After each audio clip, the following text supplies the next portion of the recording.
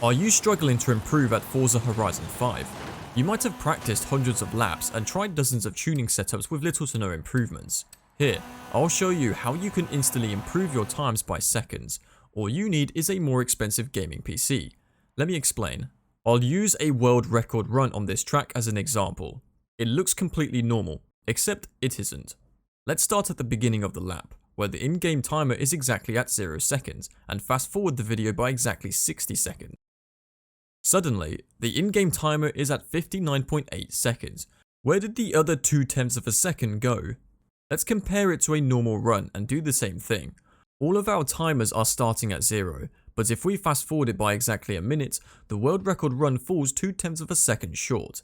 So the in-game timer for the world record run is running approximately 0.33% slower and therefore giving him an unfair advantage. This happens in lots of runs, so we can safely assume that the video speed has not been tempered with. But what about the in-game replay? Fortunately, you can choose any run on the leaderboard as a ghost and race against it, which is exactly what I did here. At 57.8 seconds real time, you can see that the ghost is clearly clipping the checkpoint, but the recorded run is far behind it at the exact same time. This tells us that the game automatically speeds up the ghost to match the final in-game time. And this is how you gain an advantage in Forza. We don't know what exactly causes this, but it mostly depends on the track and your PC hardware. Generally, the faster your PC, the slower your timer.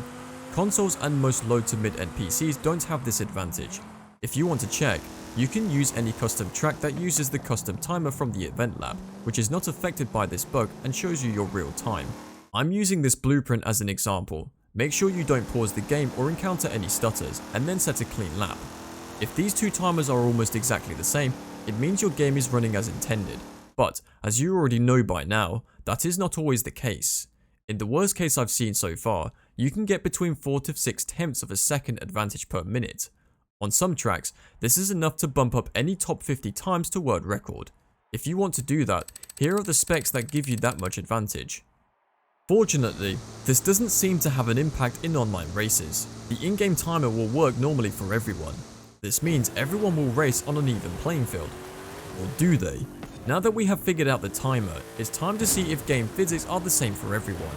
Playground Games and Turn 10 have access to this game's code. Surely they would know if something is wrong with their game, right? Well, it took them over a year to create a system that detects and removes glitch times on the leaderboards. As you can see, it wasn't really effective. It actually ended up removing as much legitimate times as it did cheated times. So here we go again. The players, with less tools, doing developers' job for free. Anyways, I asked one of my friends who uses an original Xbox One to set a fast lap time around this track. He did one rolling lap. I limited my frame rate to 30 to match his, and then started chasing his lap time.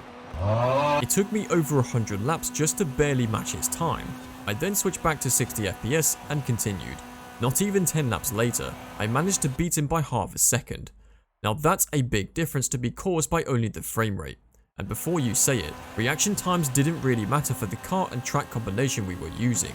The physics are clearly affected by different hardware and different frame rates, but how? Well, we don't know exactly, but here is a simple test where we can clearly see the difference. All you have to do is hold throttle and take a loop. If you are going too slow, your car takes the loop normally. If you are going too fast, your suspension bottoms out and your car clips the loop. If you are going at just the right speed, however, your car becomes Schrodinger's cat. Here's what I mean. This game has undeterministic physics, which means that the same actions don't always result in the same outcome. If you take the loop normally once and then rewind, you might clip the loop on your next run, despite entering the exact same inputs. Basically, the outcome of your runs are randomized. This RNG only has a small effect on the normal gameplay and is not really concerning.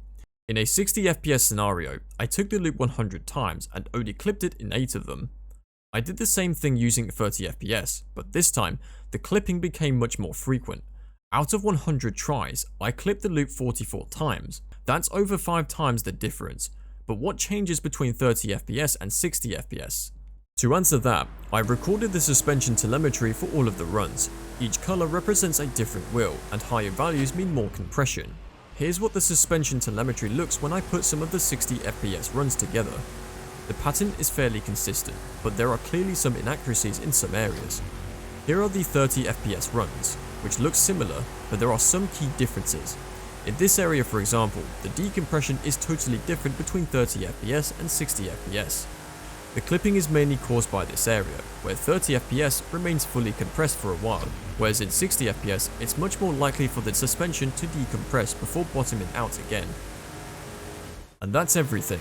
In conclusion, having a better PC can cause your in-game timer to run slower, giving you an advantage on the leaderboards. It is also clear that different frame rates and hardware affect physics, but it's hard to say how, and there aren't many ways to test it. The future Forza titles are supposed to come out on a brand new game engine, so here's hoping they won't have the same issue. Thanks for watching and goodbye.